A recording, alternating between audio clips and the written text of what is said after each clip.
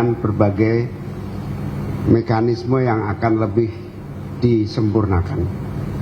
Yang ketiga, bahkan Menteri PU dan jajaran siap melatih, menambah skill para santri yang usia minimum 18 tahun, Pak Menteri, untuk menjadi tambahan ilmu pengetahuan dan vokasi pada bukan hanya santri.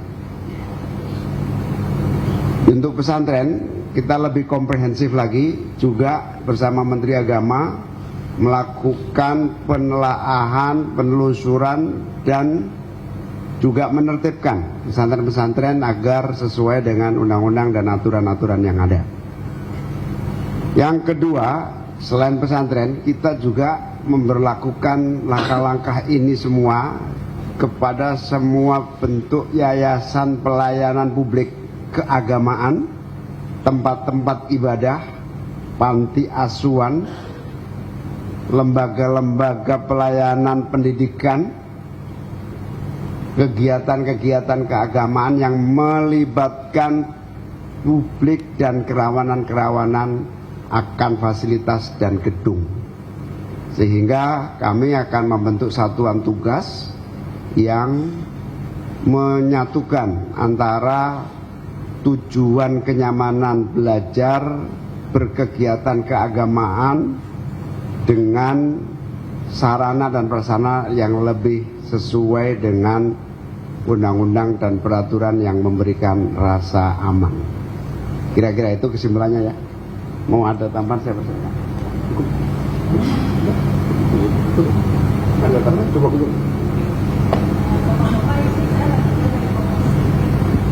Bapak-bapak izin selamat pagi. Saya Renata dari Kompas TV. Pertanyaannya mungkin penegasan aja Bapak-bapak dalam rapat ini. Berarti apakah sudah ditentukan mungkin untuk bantuan untuk Ponpes Al-Hozini itu sekarang bagaimana? Apakah memang nantinya akan menggunakan APBN atau seperti apa? Itu yang pertama. Lalu yang kedua, tadi kan sempat disebutkan juga nanti akan ada perbantuan-perbantuan juga ya untuk pondok pesantren lain yang mungkin bangunannya yang mau diperhatikan gitu. Kira-kira kalau dari Menteri PU dan Menteri Agama, Bapak-bapak, apakah sudah ada angka pastinya itu berapa kira-kira targetnya yang mau dibantu, berapa pesantren, kemudian di daerah mana saja, dan nanti ini mungkin Pak Dirjen juga bisa jelaskan ini akan menggunakan anggaran apa untuk perbantuan tersebut. Sementara itu dulu, terima kasih. Ya, jadi kita tidak fokus hanya Al-Hozini atau pesantren, tapi semua lembaga pendidikan, kegiatan keagamaan, tempat ibadah, rumah-rumah ibadah yang mengalami kerawanan akan kita bantu. Jumlahnya untuk pesantren baru sekitar 80 yang sedang proses audit. Tambah.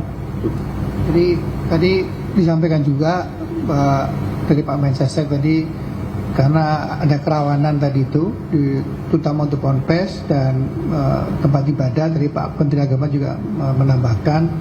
Jadi mungkin 80 dalam batch 1 nanti kita akan perbanyak secepatnya, sehingga harapan kita semua adalah kejadian di Sidoarjo kemarin itu yang pertama dan yang terakhir, kira-kira gitu. Yang tadi ada Oh iya. berarti mereka setelah mendapatkan pendidikan apakah mereka bisa langsung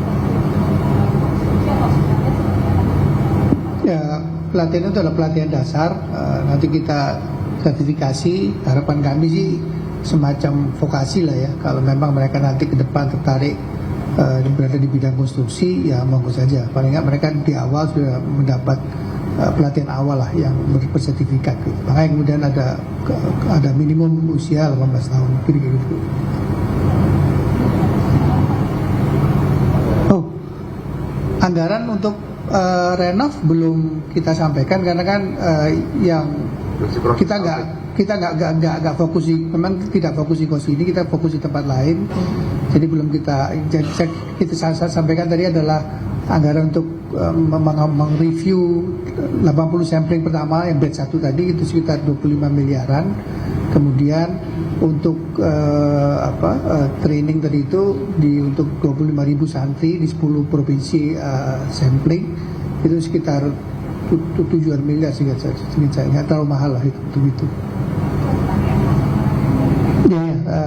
Jadi kita masih ada dana yang belum terpakai, nanti kita pakai dari situ. Ada izin dari Kementerian Keuangan untuk buka bintang masih. Ya. Oke, karena Jumat, terima kasih. Satu lagi, boleh.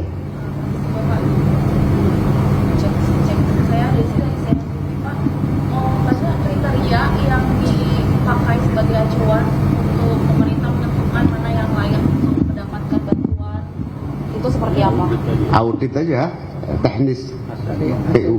Dari hasil asesmen nanti Pak, nanti kan mana yang kira-kira rawan untuk para murid itu berkegiatan di situ, sebentar lagi ambruk dan segala macam, kan bisa tahu dari proses audit. Jadi kita audit dulu yang utama.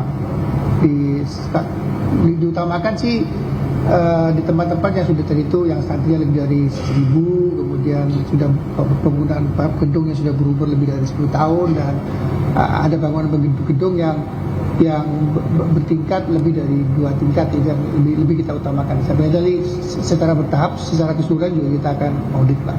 Sudah ada yang lapor di hotline belum Pak? Sejauh ini update-nya seperti apa? Sudah ada banyak, cuman nanti kita sisir lagi satu-satu karena itu nambah dari 80 tadi kan. Jadi memang juga sesuai juga dengan arahan Pak Mensesnek, kita harus segera memperluas supaya kejadian di Sidoarjo tidak terulang lagi, kira-kira gitu.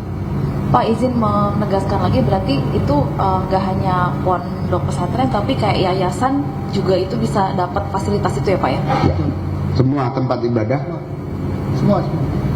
Dari Pak Luki mungkin bisa ditambahin Pak, dari sisi anggarannya lebih spesifik itu. Nanti aja wawancara khusus ya. Terima kasih semuanya. Assalamualaikum warahmatullahi wabarakatuh. Ini kalau rapat kerja namanya.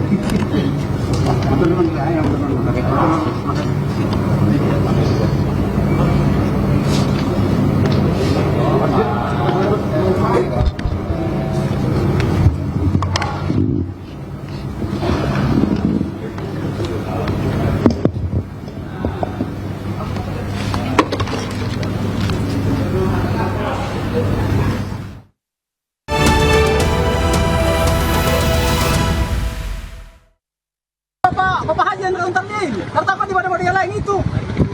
Coba cek kode. Bapak Haji ada di sini. Bapak Haji yang lain.